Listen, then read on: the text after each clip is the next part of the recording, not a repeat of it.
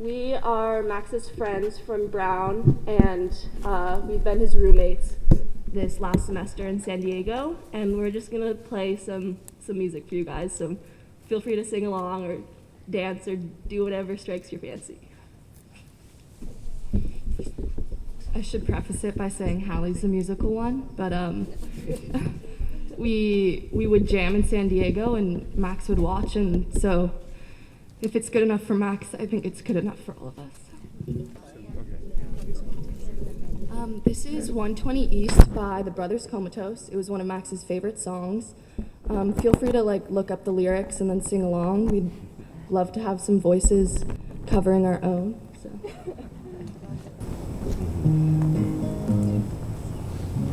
Okay, there we go.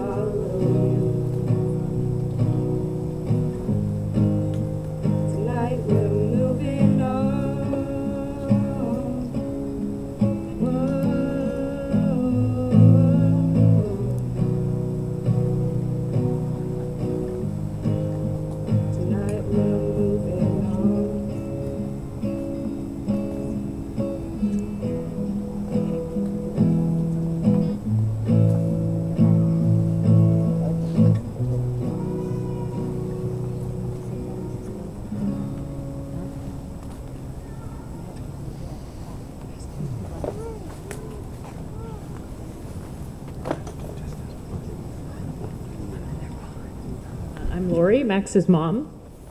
And, okay, I'm going to read so that I don't lose it. I just want to thank everybody for coming this evening. This is absolutely beautiful. Max loved this park. This is where he walked his dog Hazel most days, and so he absolutely loved coming here. And so it's so special to see all of you here at the park where he had so much fun with Hazel. Ben and Alex and I have been so moved by the outpouring of support. I was feeling terrible because my email and my text and my every account has pretty much crashed with letters of support, and I just can't thank you enough. We are experiencing, a terrible loss, and it's. I feel like we're going through it with a huge group of support, so thank you. It helps to know that you're walking alongside us in our grief. Max, as you all know, who knew him, was a very special person. He was kind, empathetic, and giving. He brought light wherever he went, and it's truly amazing for our family to see the way he had such a positive and indelible impact on those who he met and touched. In his death, we're seeing all the posts from all of the lives he's touched, those he's met and those he hasn't met. And there have been so many school friends, teachers, rock climbing buddies, friends, parents of friends, college friends, and even those who only met him once or never met him and were part of the search of 1,700 people in San Diego who looked for him when he went missing. Whew. What gives us what strikes us is the consistency in which this 21-year-old boy had such an impact on the world. He was pure goodness, and he lived unwaveringly and true to his moral compass.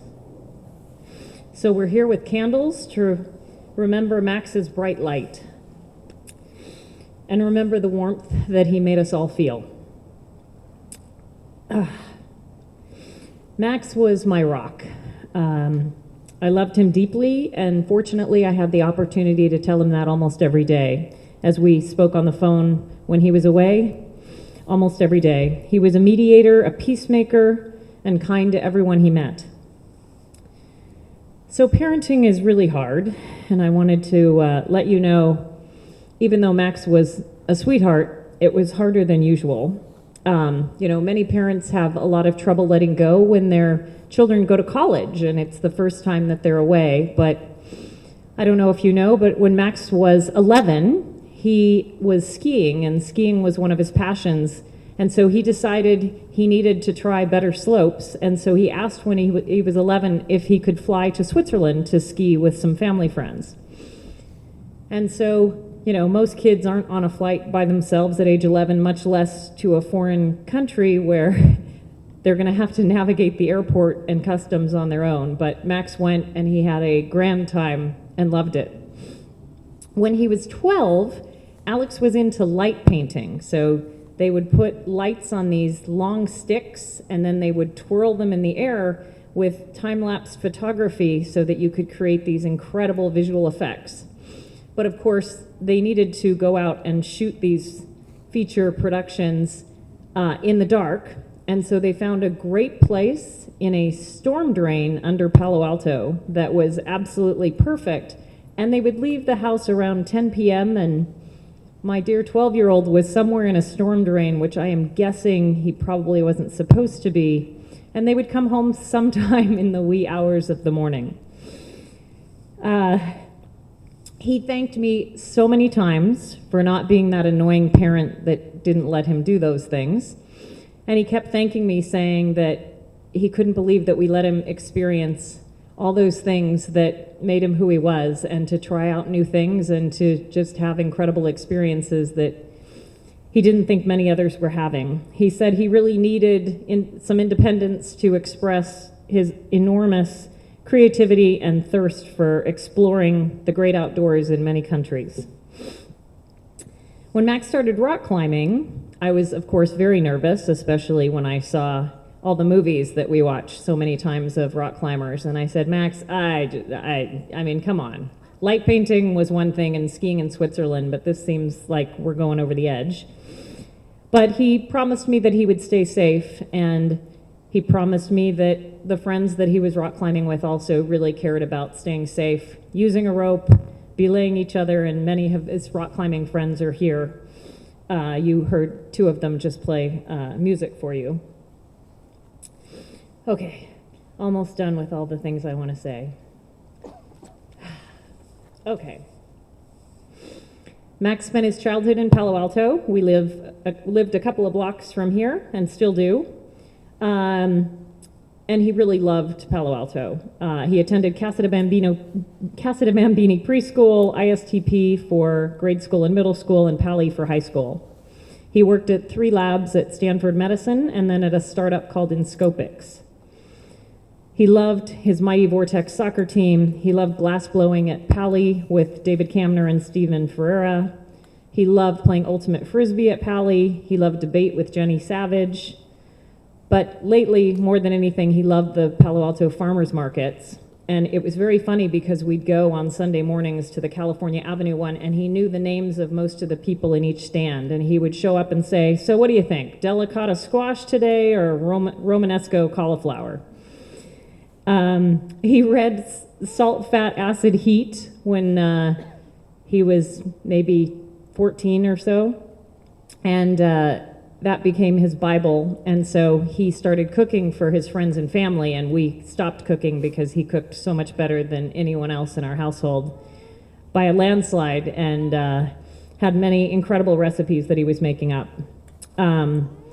One of the last things that we did together is he was living in Bend, Oregon in the fall, and he loves to hike and climb. And I didn't think I could keep up with him, but we drove to Mount Bachelor and climbed up Tamalo Mountain together.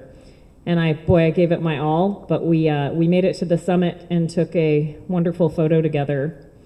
I was certainly not as strong as he was, so I thought I would never be able to summit anything with Max, but he encouraged me all the way up, and it was a wonderful, wonderful memory. He's made more of an impact in his 21 short years than we had ever realized, and we're learning from all of the incredible posts, and we draw comfort in knowing that perhaps he had fulfilled his life's purpose. But we know he had many, many more rocks he wanted to climb and mountains he wanted to climb and friendships that he wanted to make. Thank you so much for the support you've shown and all of the memories that you've been sharing with us this week. Now, I know everyone hates social media these days, and Max was not a fan of a lot of social media, and most of Max's friends actually had to open Facebook accounts in the last week to post their photos and memories, so thank you. But just know that we're reading every post, and they mean so much to us. So thank you, thank you, thank you from the bottom of our hearts.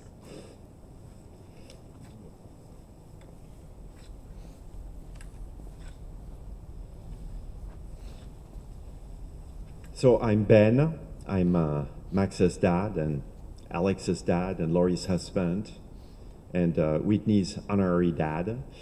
And I want to be telling you our extraordinary gratitude because not only you've surrounded us with love, you've lifted us up, but so many of you also told stories and remembrances and vignettes, wonderful vignettes about Max's life that we didn't know. And Max had a very rich life. There were many facets to his personality. He touched a lot of people, and so he really came to life in your stories, and will stay in our hearts that way. Max was gifted. He was very good with his hands. Any craft he would master very quickly.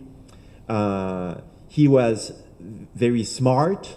He had intellectual curiosity for science and medicine. He was he had a great musical ear. He would listen to a Bach cantata once, and he could then hum it perfectly. He fed us with healthy and tasty food, and more than anything else, he was an amazing athlete and a lover of the mountains, of the majestic beauty of the mountains, and really was in his natural habitat when he was in Yosemite or in the Eastern Sierra, June Lake, Mono Lake. He felt this incredible serenity when he was there. And then he was unbelievably caring, as Laurie said. We hear universally positive impact on people. He was very generous with his time, with his insights, with his encouragement, and just really lifted people up everywhere. And so as I finish, my only request is to thank you again for being here, but to ask you to really make a claim on you in the months ahead, which are going to be very hard.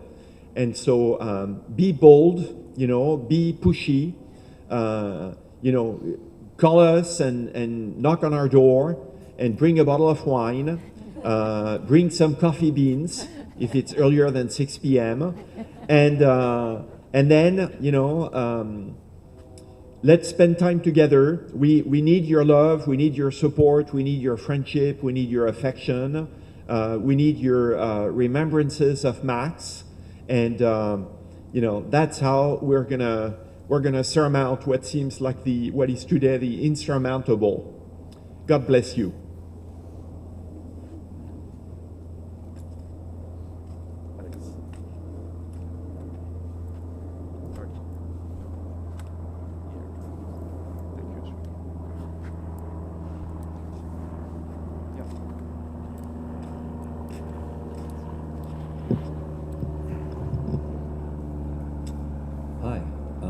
Thank you guys for coming. Can you guys hear me okay?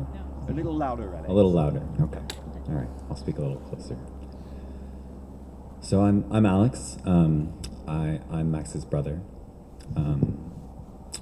And over the past couple of days, I've learned that we each saw different sides of Max, and this loss feels different to each of us. For me, the Max that I knew most recently, and the sort of sense of loss that I felt, can be described sort of like the loss of someone brave, of someone strong. Max was not only an incredibly strong rock climber, which is a physical achievement, but it's also sort of a psychological and almost spiritual achievement, to face sort of like incredible fear, to master the ability to exert yourself at your limit. So for me, when Max,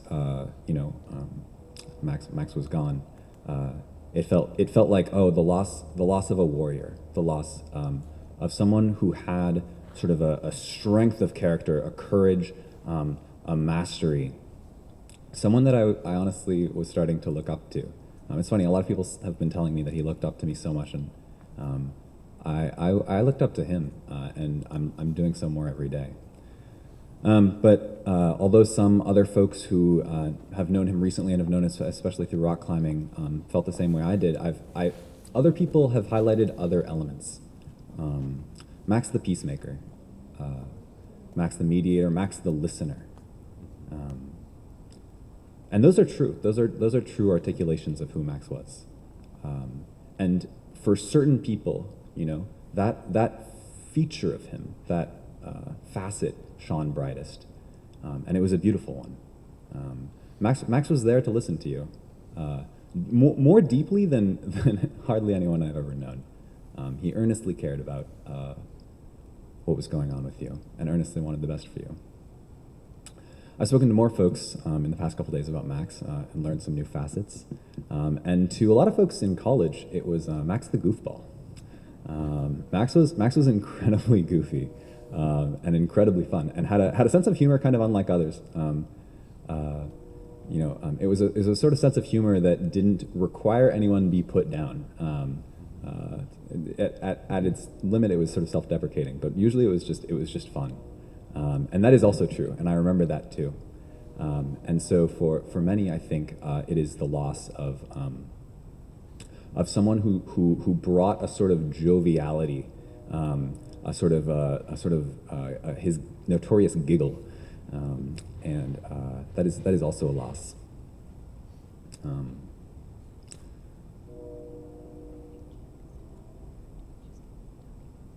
I think these are all different facets of Max, and we have to remember them all. And each of you, I'm sure, has a different sort of relationship with either our family or Max specifically.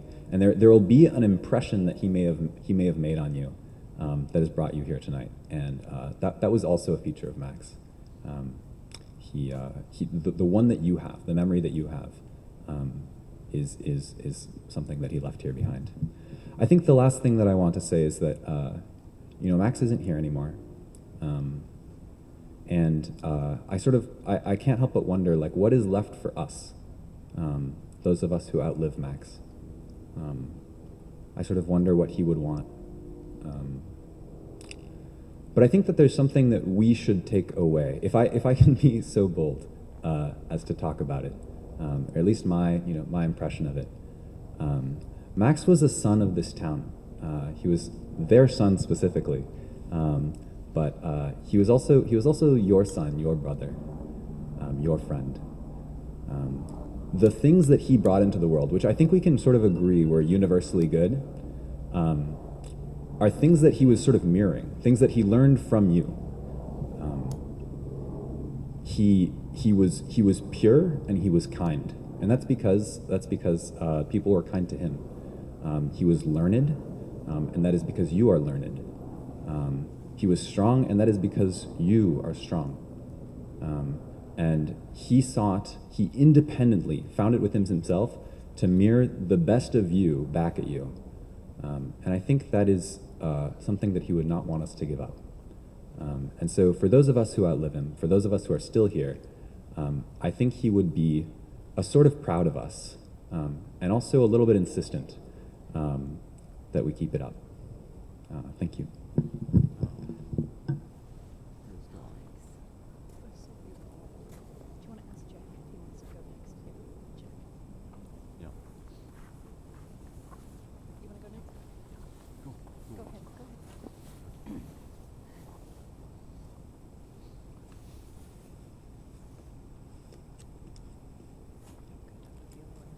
Wow, there are a lot of people. I'm glad to see so many people out here to celebrate Max. My name's Jack, and I met Max at Brown maybe a little bit less than 4 years ago, but we started living together 2 years ago, first in Providence, and then in Bend in the fall, and most recently in San Diego. And since then, I also had the privilege of joining him on a whole lot of climbing trips. I got to see like the entire western United States with him, and a lot of the eastern as well. Yeah, it was a lot of quality time. He was my best friend, climbing partner, and definite co-conspirator on a lot of goofiness. Like Alex said, there was a whole lot of that. And for the time that Max and I were partners, quality time and climbing trips were our love language. I could always count on Max to be psyched to go get into the mountains and do some rock climbing. These trips began as 4-day excursions in the Northeast, and then they grew to be 1 week, even 2-week retreats from the real world, as we called it. And we would sink into an entire way of being together. Wake, eat, climb, sleep, repeat. That's kind of what it was. On top of that, we would form an entirely new language together. Jokes would collide, gaining meaning beyond the joke itself. And at some points, all that would come out of our mouths were these ridiculous jokes. I'm not going to tell any because they wouldn't make any sense. And in the fall of this year, we made a critical decision. We were going to move to Bend, Oregon. The 1 or 2 week trips weren't enough. We wanted to live on the trip. And at Smith Rock State Park, which is in Bend, Max and I tried really hard and pushed each other, and just our partnership really blossomed and consolidated into a really strong pillar of my life. Max trusted and believed in me more than anybody. I think that another friend said the other day that Max really just wants us to be the people that he sees us as. And he always saw us as the best person that we could possibly be. He once asked me, how hard do you think you'll climb in your life? And this is just like one way. Hesitating, I expressed doubts and stuttered. And then he didn't. He told me that I was going to climb 514. And for those of you that don't know, that's really hard. And I'm not even close to that, but he believed that I would.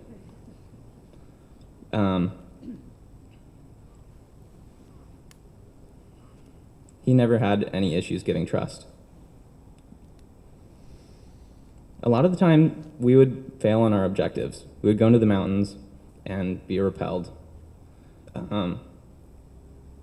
Numb fingers, bad protection, waning morale. But with Max, it never really mattered. Forever the optimist, he would just smile even when things went haywire. He'd tell a joke and enjoy the moment. All things that I'm really hoping to live for him. Learning to live without Max has been really hard, and it's been hard for me to know where to start the past few days. But we must, and with every step and every breath, we'll learn how to bring him with us.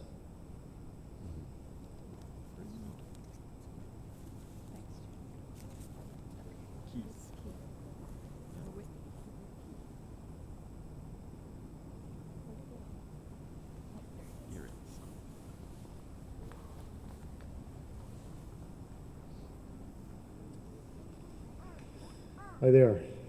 I'm Keith Van Heron.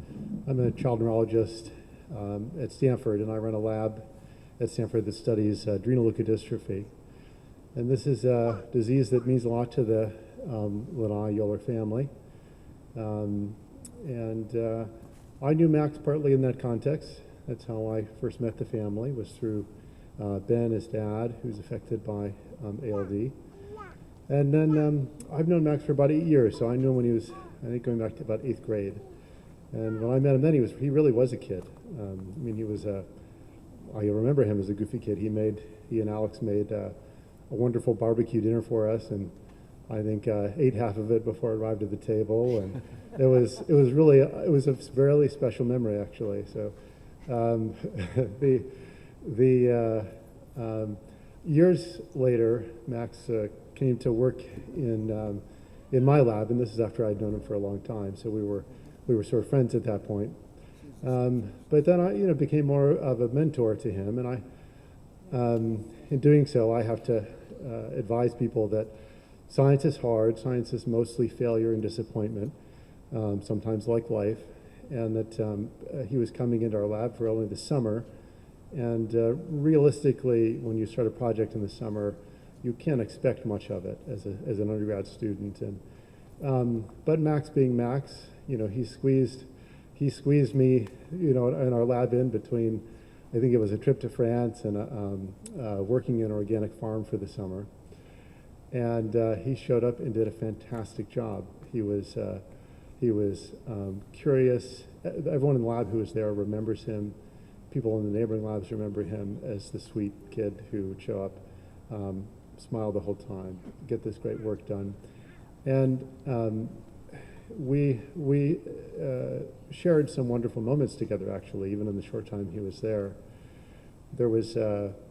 He was starting on a totally new idea for our lab. It was new hypothesis that we were just beginning to explore. And we had this great moment together where I say that science is mostly a slow plod that takes these tiny steps that you only recognize in retrospect. But occasionally you have these moments where it's like this wonderful, exciting eureka moment, and you realize that you've done something, or you've found something that's special.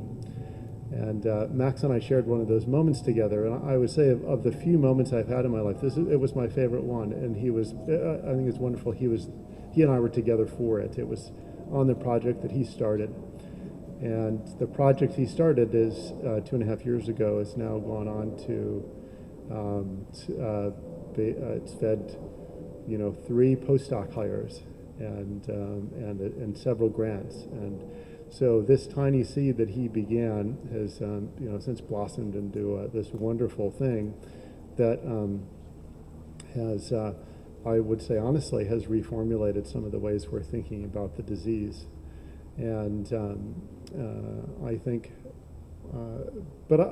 probably if Max were to remember something about that summer, he might remember that one moment. And I think for Max was a chaser of bliss. And, there are many ways to discover bliss, and Max seemed to find it everywhere he went. And for the world of science, that, wonderful discovery of the natural world is the bliss. So I think as he I don't know that he knows how much the impact was for our lab, but I think it's true of a lot of things for Max and for a lot of us, that we move through life and we leave small embers somewhere, and those embers turn into wonderful things. Those seeds grow into trees, and for Max, I think those trees are, I think we recognize blossoming all over. So I would say that for those of you who knew Max, you probably knew he was chasing something, and I think that's the joy of life, and that's what Max was always able to find.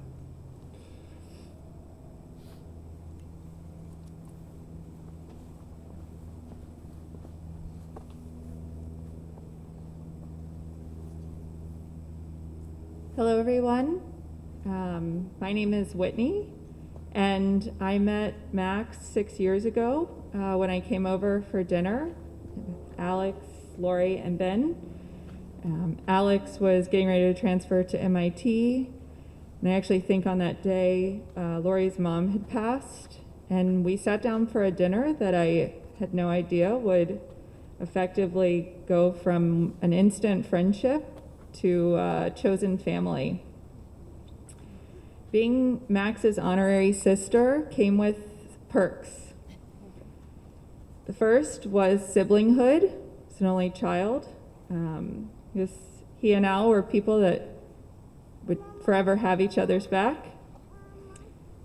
With Max, the word honorary sister also came with a perk that it wasn't completely inappropriate, honorary. For me, like every woman who met Max, to wish that maybe one day we could get married. When I was here a couple months ago, I went over to our dear friend Sarah's house, our neighbor, and actually tonight was her idea, this candle vigil.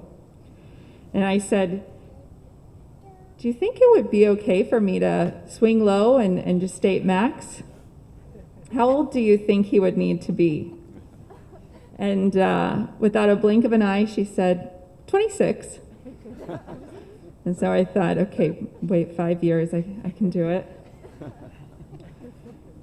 When I describe Max to strangers, I would simply say, if I could, I would clone him, age him, and give a copy to all of the women I know.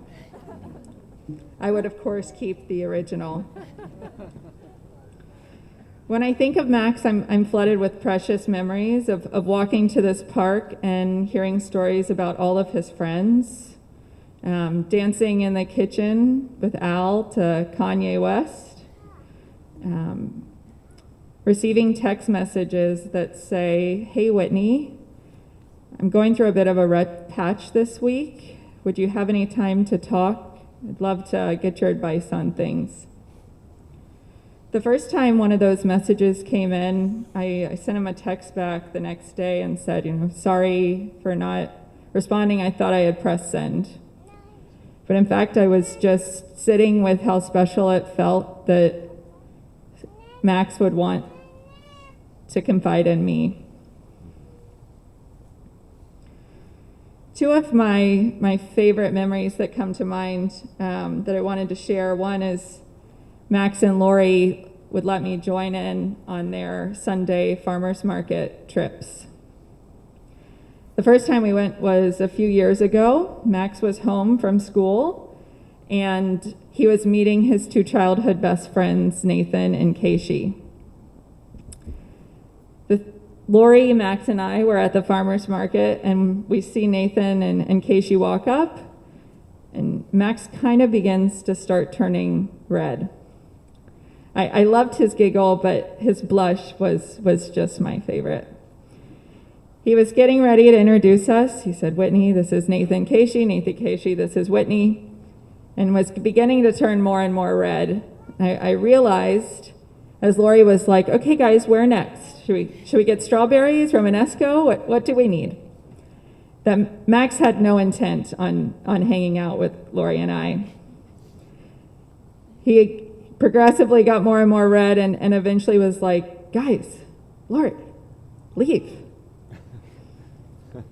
To Max's disappointment, as the years went by, people realized how cool Lori and I are, and Max's friends actually wanted to hang out with us. And the farmers market trips, which he liked to be efficient and then go home and start to cook or get back to his things, turned into hour-long events where others would join and we'd have lunch. Things I'll cherish forever. Visitors come over to the house often, and we sit in the back. And when people are coming for the first time, Ben and Lori often give illustrious introductions. My favorite one was a few months ago, and I'll never forget sitting on one end and Ben and Max sitting on the other. I was looking at them, and Ben says, "This is Whitney, our fully grown adopted daughter. She is both an odd duck and a silly goose." And I look back at the two of them. They're bending over, giggling, and I think to myself, these silly geese are my people. Over the past few days, many have asked how am I doing, and that I need to grieve that Max is gone. It's starting to hit me a little bit. Can I get flooded? I'm definitely still in shock, waiting for him to just walk through the kitchen and say, "Oh, hey, Whitney. I didn't know you were coming to visit. And why do you look sad? Is there anything I can do at this point?"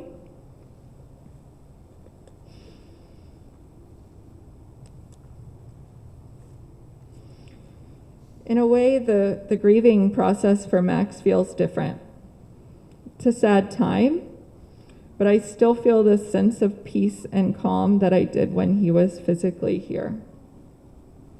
I feel inspired to show up for myself and for others in a way that he did, and to live the best, most authentic, and healthy life, filled with patience, love, giggles, blushing, and silliness. People have asked if there's anything they can do, and two things come to mind. Please continue to stop by the house and share memories. Oftentimes people say they feel like they don't want to be a burden, and just simply is never going to be the case. The second request I'd like to make is the person who answers the door at 1441 Hamilton, and as person who needs to fit into her clothes, is in lieu of flowers and cookies, please give to the Keith Van Haren Lab. Thank you so much, everyone.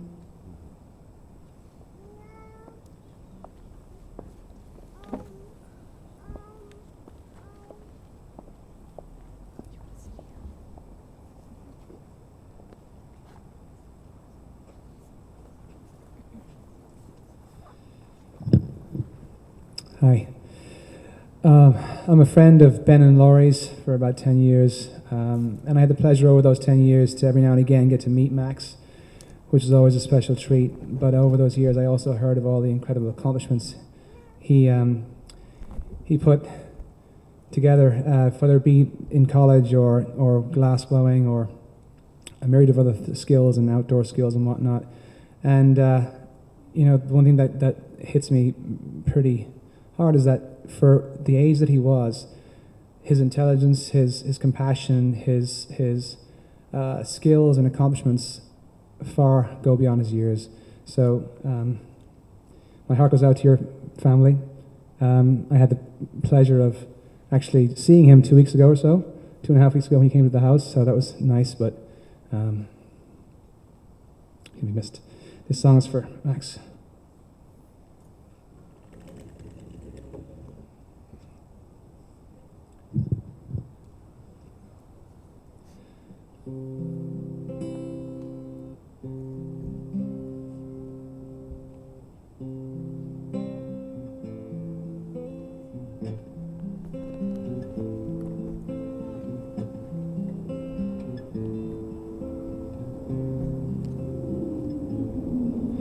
I heard there was a secret chord David played to please the Lord, but you don't really care for music, do you? It goes like this, the fourth, the fifth, minor fall and major lift, the baffled king composing hallelujah, hallelujah, hallelujah, hallelujah, hallelujah.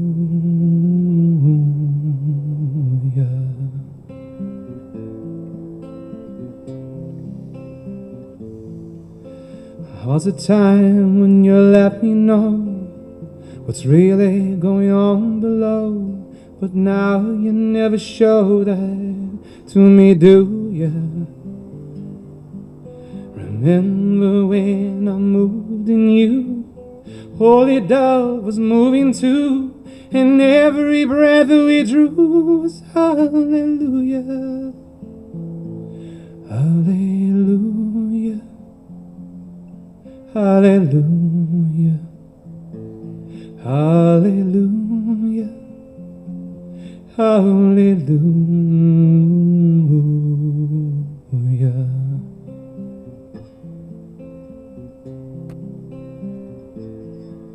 Well, baby, I've been here before, seen this room and I've walked this floor. You know I used to live alone before I knew you. And I've seen your flag on a marble arch. Love is not some victory march. It's a cold and it's a broken hallelujah, hallelujah, hallelujah, hallelujah, hallelujah.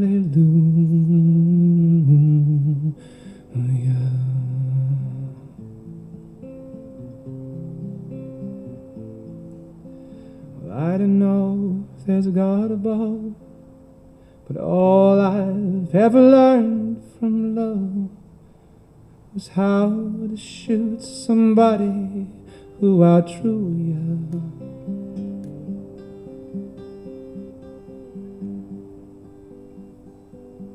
It's not a cry that you hear at night, not somebody who's seen the light. It's a cold and it's a broken hallelujah, hallelujah, hallelujah, hallelujah, hallelujah, hallelujah, hallelujah, hallelujah, hallelujah, hallelujah, hallelujah, Hallelujah. Hallelujah.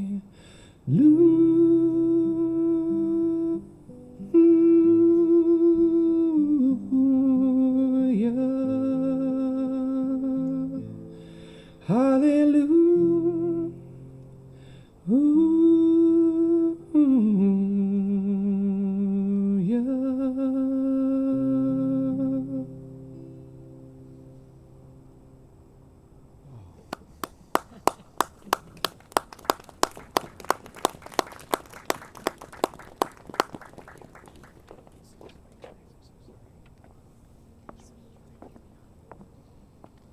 Okay.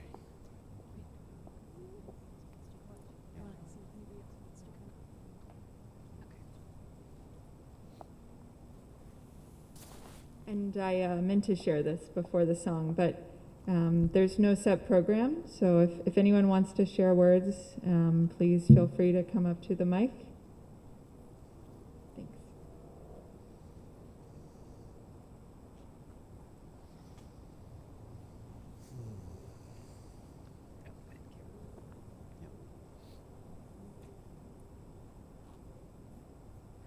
We love you.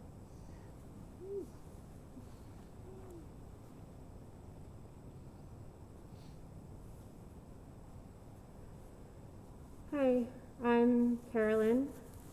I had the great pleasure of knowing Max from when he was a superbly dorky 13-year-old to a supremely dorky 21-year-old.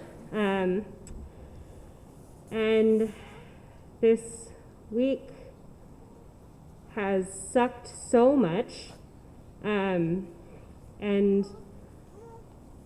it's really been incredible to see all the stories about Max.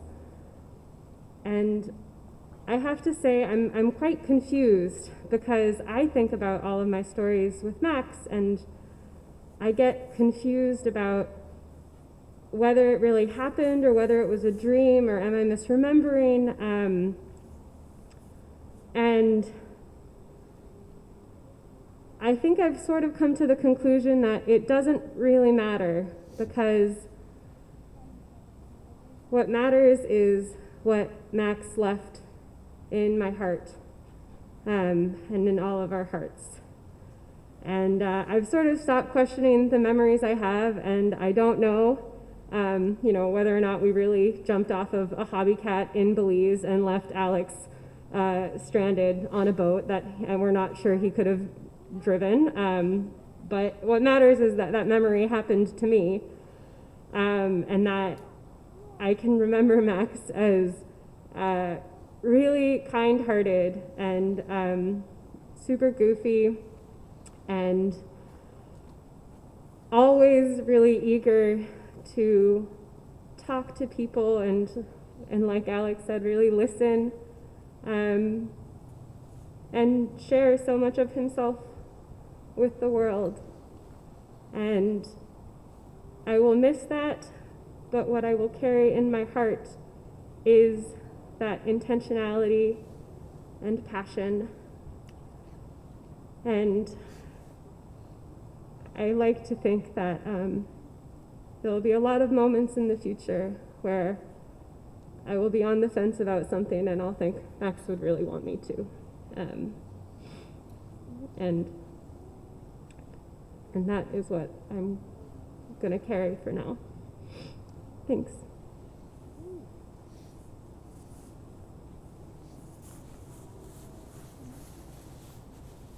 Sorry, I might have started a hype train. Hello, my name is Sarah Hamidi and I went to ISTP with Max Lenail. I've known Max since I was 6 years old, since we were in first grade. He was always laughing and smiling, and he always wanted to make sure I was okay. He hated to see me sad. He hated to see anyone sad. I'll never forget the hilarious moments we shared together at ISTP. I don't think there are any right words to describe loss because it feels like an empty, dark hole in your heart. But I think what we can do as people, for Max's sake, for Max's memory, is to keep moving forward and to keep making the world a better place the best way we know how, because I know that's what Max would have wanted. So, let's work hard together to honor Max's memory and to continue remembering him for the rest of our lives and to keep making the world a better place. Because he was a smiling kid.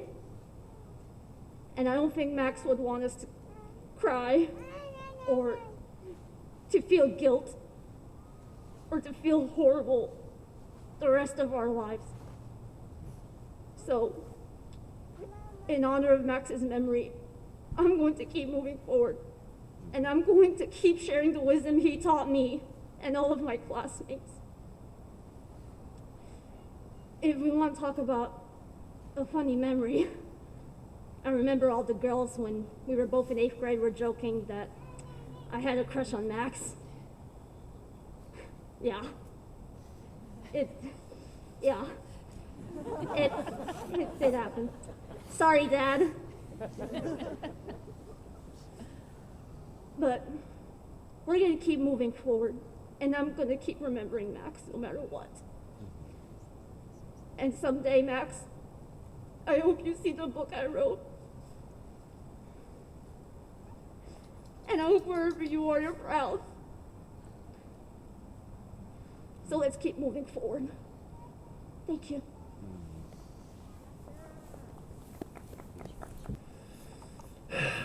I'm Robbie. What I remember about Max, it was one day in, I think it was mid-November 2012. I was biking home, and I was over at the Palo Alto high school bridge area, and I saw this guy filming where the cars were going. And I stopped my bike, and I introduced myself, and I said, "I am Robbie," and he said back, "My name is Max." And I remember we talked, he liked filming, and he told me as well he liked the outdoors as well. And, well, he seemed like a really, really cool kid. And from this day, for the past 8 years I've known him in a way, I have always believed in Max. And back then he gave me hope. And he gave me, a lot of hope and stuff. And there were times at high school where I'd see him, I'd say hi to him a few times. And yeah, that was one of the good memories I remember about Max, is that he really gave me hope back then. And he seemed like a really cool guy. And for 8 years, I always believed in him. And thank you, Max. Thank you. Thank you.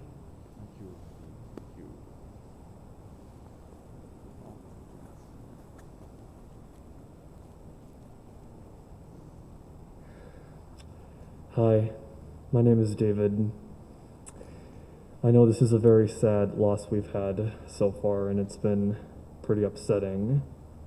But I'm so glad everybody is here. Everybody is giving peace, because we are doing the right thing to support and just be happy and to make ourselves know we're good.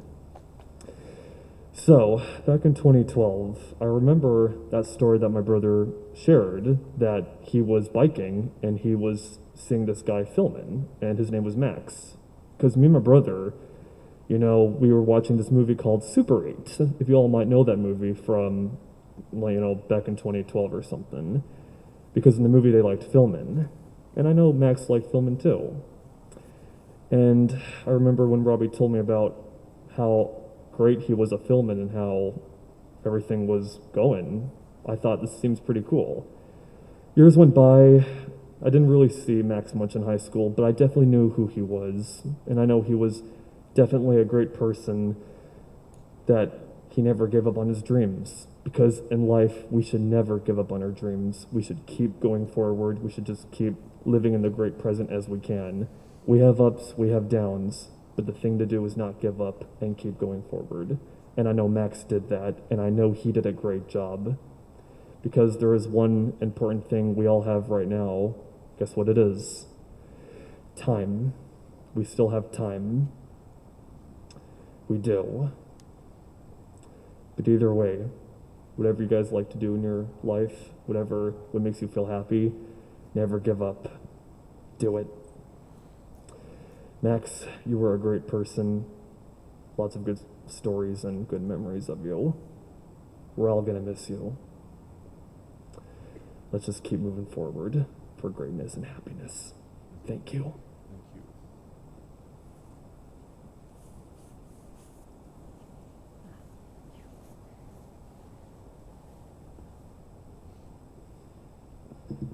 Hi, my name is Caitlin, and I've known Max for the past few years, his prime climb time. What a total hottie. Max, we used to scoop him up and take him climbing with us as much as we could, and I guess to me, Max was always light. And I think that means a lot of things. But to me, it meant that, like light, he was all of the colors. And I think that's represented by all of our very unique and special memories of him and all his many facets. So I guess what I want from this new family we have gained through all of you and getting to know all of you is to be those colors that you saw in Max. Because together we also can be the light that is Max. Because he, is a very special boy. So that's all I wanted to say.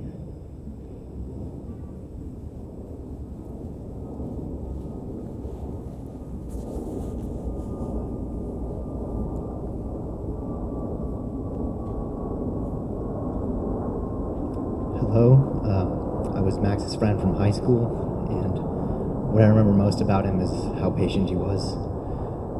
Every day at lunch, Max and I and a couple other friends, we would sit at Town and Country and we'd kind of shoot the breeze, talk politics, and in the way that only like teenage boys could. We would say some outrageous things, and Max would never, never set us straight. He kind of let us do our things as if he was sitting above us, more reasonable than us, and he would just kind of let us have our fun. And then we went on to college together, and he was also extremely patient. Our freshman year, we took a computer science class, and that was something that I was really into, but he was just getting started in. And, I would go off on these ridiculous tangents, and he would always have the patience to kind of sit there and amuse me and listen to what I had to say, even though it was mostly irrelevant to him. And then I was his roommate sophomore year, which is not an easy job for him. And I was also learning how to play guitar at the time, and so that took a heavy toll on him, but he never complained. And so he was just very, very patient with me and everyone he met. And I remember the very first day we went to college, we were walking around Providence, and he told me, I'm very excited that I get to go through this with you, that, I have a friend here. And that was just a great thing to say. He was a great friend. Thanks. Thank you, Brian.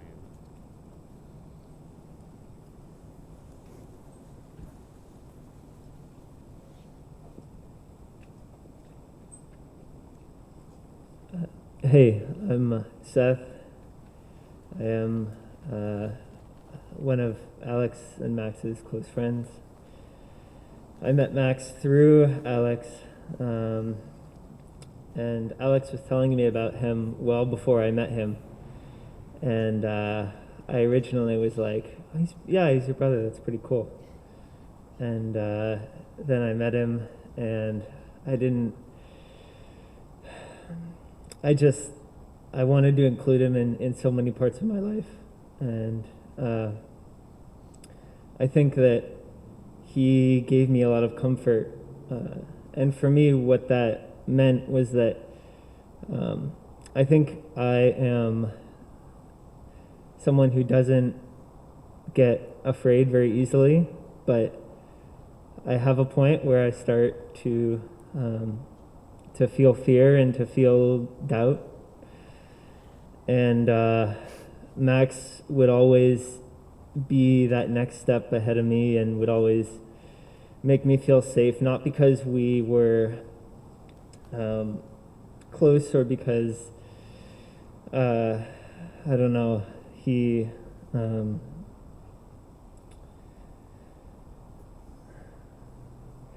I think because I felt that he could lead me,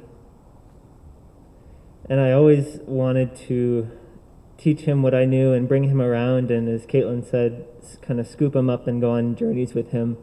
But I think it was mostly because he was such an amazing leader for me, and he was such an amazing,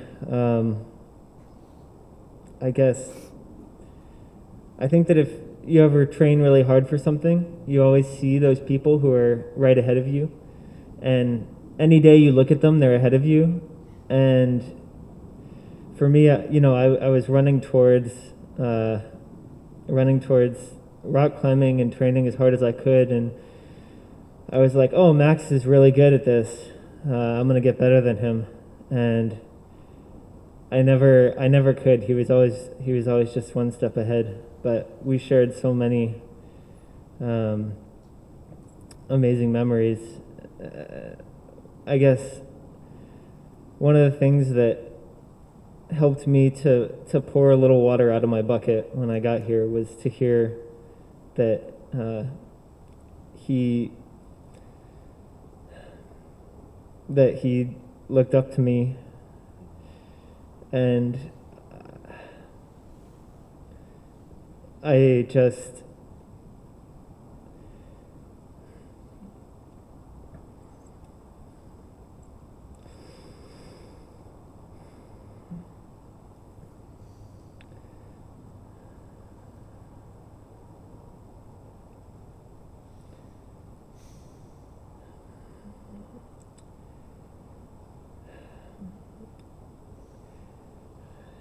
he just made me feel so comfortable. And he made me feel so comfortable in such wild situations that I knew he could protect me. And I know he is still protecting me, because I remember him, and I remember him more and more clearly as I hear and learn more of who he was and see where he's been. So, thank you.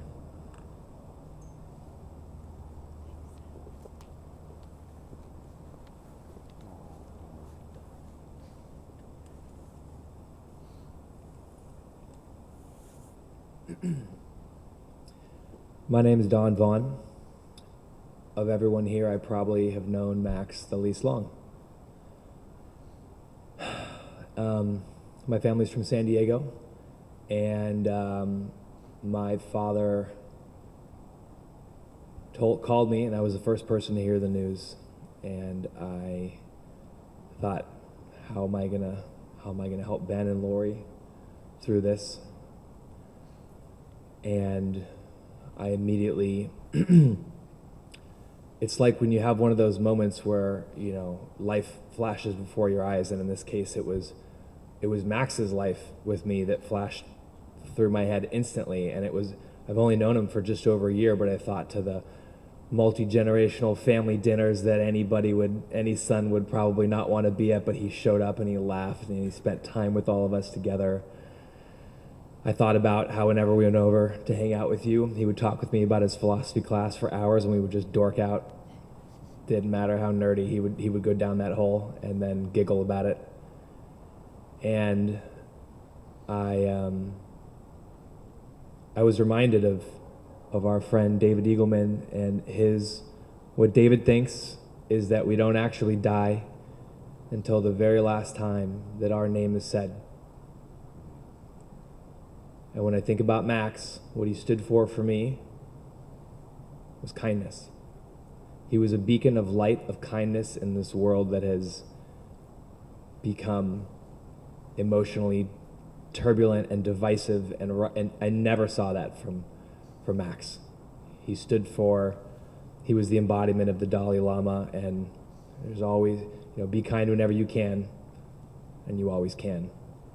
And so I think that it's within all of our power to keep Max alive, share his stories, and when somebody does something that makes you want to lash out, think, what would Max do? What would Max do in this moment?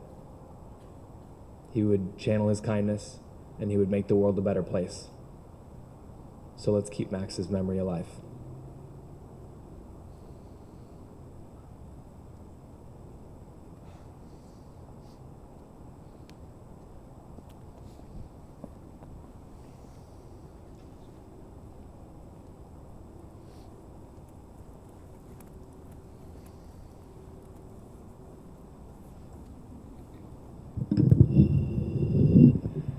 Hi, I'm Candace. I'm a friend of Max's from high school. I knew him through both class and debate. I know Lori talked about him being on the debate team, but what you guys didn't know was that he was one of those people that everyone gravitates towards. So a lot of people at school that knew him, outside of school, he was the sun. He was the warmth you'd feel on your face. Was that little ray of sunshine that would go through the clouds. He would never tell you this, but he was a champion in debate. Our freshman year, he was there with me all night.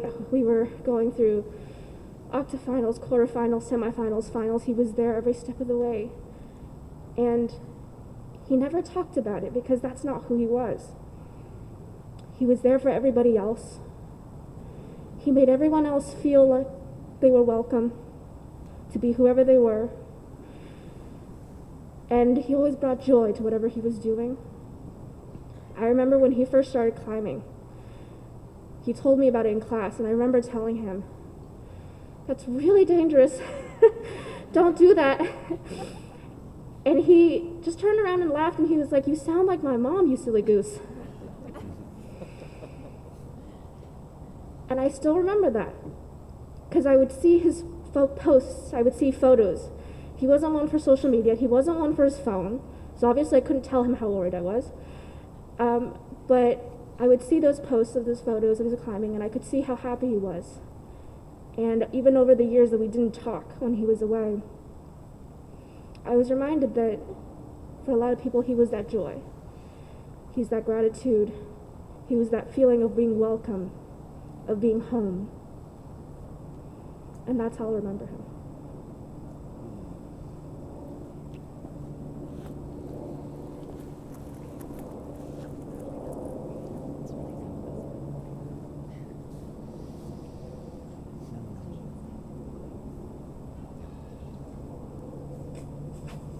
Hi guys, I haven't seen Max in a really long time, and that's a very, very large regret of mine. I've known him since we were about 2 years old. We went to Casa de Bambini together, and then we went to ISTP up until about 8th grade. After that, like a lot of kids that go to different high schools, he went to Palo, I went to Pinewood in Los Altos. We kind of, just drifted apart, and he wasn't one for social media, he wasn't one for his phone, and as the years went by, that drift kept getting larger and larger, and that's something that hit me really hard. Like a lot of people have been saying, Max had an incredible impact on everyone around him. I mean, he touched everybody. He was on a much higher plane than anybody I have ever met. I keep hearing examples of that tonight, and it's really good to hear that he kept going with it. Lori and Ben raised an incredible son. When he was about 11 years old, he was doing his homework before doing anything else. We all wanted to go play with him, and he was like, no, I gotta go home, do my homework, and then walk over to Nathan Z's house and have a good time. I remember I did a lot of things with Max and Nathan that we were not supposed to do. I watched my first R movie in your guys' garage, actually, against the recommendations of my parents, for sure. But you know, he was very important to all of us. Something that really stuck, that made a lot of sense to me, was that he was the glue that held our ISTP family together. And kids between the ages of 3rd grade and 8th grade can be extremely mean, and Max was far from it. Anytime anybody said anything negative about anybody, you know, especially me, sometimes I would make fun of people, and that's just part of being a kid. And he'd pull me aside and be like, you know, like, why'd you say that? And he just made me think about it twice. And that's something that I've carried with me my whole life, and I can say that 100% honestly. He's changed me for the better. I wish I could have reconnected with him. It's very disparaging, because to hear all the things he was doing at this age, I mean, come on. Frick, man, like that guy was intelligent. I wanted to share one more memory. I remember we went to Blérancourt in France for a school field trip. And man, we went to Paris one day. It's like on the outskirts of Paris, and we went to Paris one day, and there were these British girls. Max is maybe like 12 years old at the most, maybe 11. There were these British girls, and we could overhear them talking about how cute he was, an 11-year-old. And Max is like, oh, we're gonna go talk to him. And I turn all red, he turns all red. He's like, we're gonna do it together. And we go up there, and to this day, I still have a picture hanging up on my staircase at my childhood home of me and Max and those like 3 20-something-year-old British gorgeous girls, just there smiling all red, you know. So I just wanted to leave you guys with that image of his beautiful smile, and I wanted to say thank you for having me, and my heart goes out to your family. Thank you.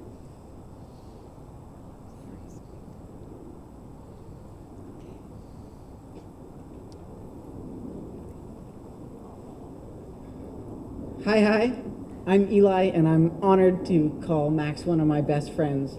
I'd like to touch on a theme that a lot of people have spoken about tonight. For 3.5 years in high school, I had a big old crush on the young lady Candace who spoke here moments ago, which is terrible luck for me because she liked Max. I'd like to also bring up a theme that I'm surprised few people have spoken about, which is Max's incredible taste in music. If you know it, you know it. I remember we used to sit in Mr. Ola's biology class with our PAUSD Chromebook opened up to YouTube. None of the old, like, you know, middle school tricks of hiding the earphone up your sleeve so you could, like, pretend you're resting and be listening to music. Max hadn't only read the textbook, he could write the textbook. We were out there with our headphones out, listening to music throughout bio class with impunity. So Max will continue not only in my memory, but also in my ears.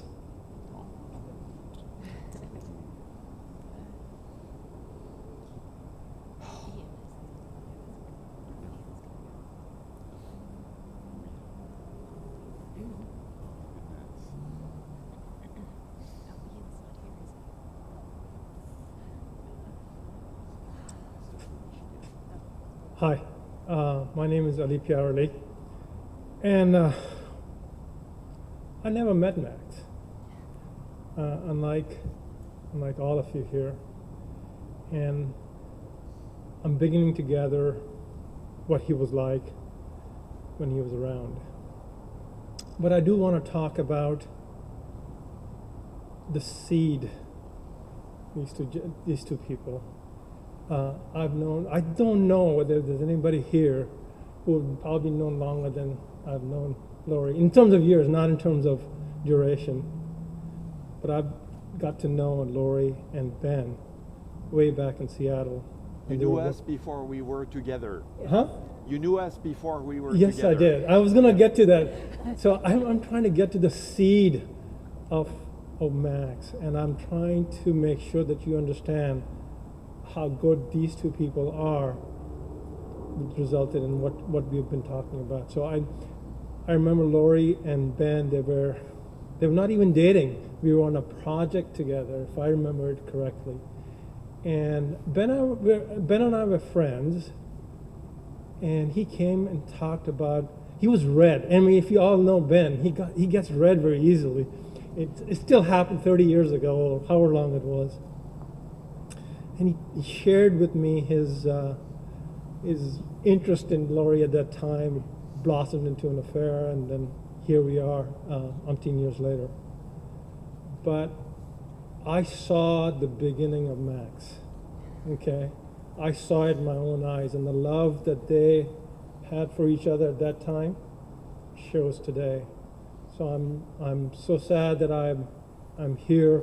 We've drifted apart a little bit, but I wish I could have known Max, and to the bottom of my heart, okay? I feel for those two. Thank you.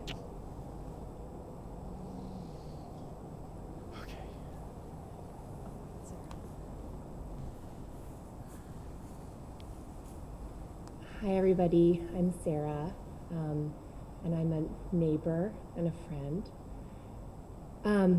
The very first time that I heard about Max was the very first time that I met Lori. So I met Ben before I met Lori at a friend's party, and I somehow ended up in the corner of the room pouring my life story out to Ben and telling him how I ended up doing what I do, which is I'm an infertility doctor. And I told him that I have this rare disorder that runs in my family that he probably hadn't heard of, and it's called adrenoleukodystrophy, which is the disorder that Ben has and the disorder that Max so passionately studied. And he laughed at me a little and then shared with me the connection that we had, and we instantly became friends, only to realize that we really had instantly already been family friends for a long time, as he knows all of my extended family. When I first met Lori, I was a little intimidated. She's beautiful and accomplished and comes in and out quickly, and you never know when you're going to get time with her. And the first conversation that she had with me was about her son, Max, who was in college, and she said, I'm worried that he's not like messing around enough, like going to parties and staying out late and drinking, like you have to get this stuff out while you're in college. And I thought to myself, crap, like I didn't do any of that in college. And I was kind of a nerd, and I was kind of focused, and then I realized, as she told me about how passionate Max was about wanting to be a part of medicine and wanting to solve his dad's disease, that we had that in common, because that's what drove me. That's what made me so serious in that part of my life. And so I thought to myself, how weird is it that as a 36-year-old doctor, I really want to meet this like college kid like really badly, because I feel like maybe I have something to share with him. Maybe I have something to offer him. Maybe I have something to guide him. And maybe I need to also echo this message of his mom's, like, you need to party, and I have some catching up to do. So I met Max. I can't remember exactly when now, but COVID, which has been such a hard thing for all of us in so many ways, brought Max home a lot this year. And so I got to see Max when I went over to see the family. I got to see Max when we were out in the park with our kids, and he was walking his dog. And I found myself wanting to see Max every time Max came home, which I know is like now, you know, a common theme. Whitney echoed this. And so Whitney would call me and say, Max is home this week. And I'd say like, okay, I'm gonna go see Max. And then in my head, I would think like, this is slightly creepy. But I realized really quickly that my whole family grew to feel that way about him. We had a couple of socially distanced dinners outside in my front lawn and in Lori and Ben's backyard. And everyone in my family, from my 1-year-old daughter, who would get a little afraid of Ben and run away, would quietly inch up to Max. And my mother, the first time she met him at a dinner outside of our home, when they all left that day, she just said, I really loved him. Like, I really loved him. And that's just sort of what everyone is talking about today, what Max, the sort of power he had over people. But I quickly realized that this young man who I thought I was going to come in and teach all this stuff to and, you know, teach how to make sure that he did medical school right and, you know, not make the mistakes that I made along the way, I quickly realized that I mostly selfishly wanted to learn from him. And so I took as many opportunities as I could to ask him questions about just who he was and how he got that way. I asked him and his brother Alex one day for parenting advice, like, how do you do this successfully? How do you raise a young boy in Palo Alto with all of the stresses to grow up to be kind, smart, interesting young men that are still willing to talk to their parents' friends, like, openly and not judgmentally, because that's really rare. And when I found out that he had passed, along with the grief for his family and the grief for our community that I felt, and the tremendous disappointment that the in-person learning was no longer possible. I couldn't ask anymore Whitney, like, when's Max coming home? When can I go ask him the next thing about what I need to ask about raising a 5-year-old? I was really hit by a tremendous amount of gratitude for the times that we got to spend together because of COVID, and for the lessons that he will continue to teach me. Because even though he's not here in the flesh, I think that I can close my eyes, and when I ask him those questions, I think he'll tell me the answer. And I love you guys, and I know that we all do, and we're all here for you. And I hope that we can continue to echo in our lives the lessons that Max has taught us, so that we continue to keep him alive, if not in the flesh and the spirit.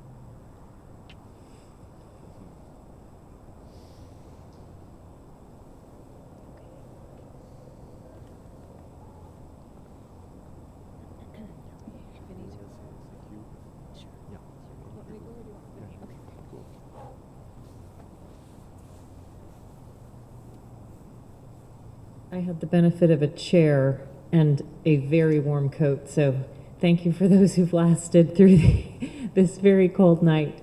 It's been so wonderful to hear from all of you and to see those of you who came, and I can't recognize most of you in your masks, but I want to thank you so much. You made us feel so very, very special and loved tonight, and it means the world to us. Thank you.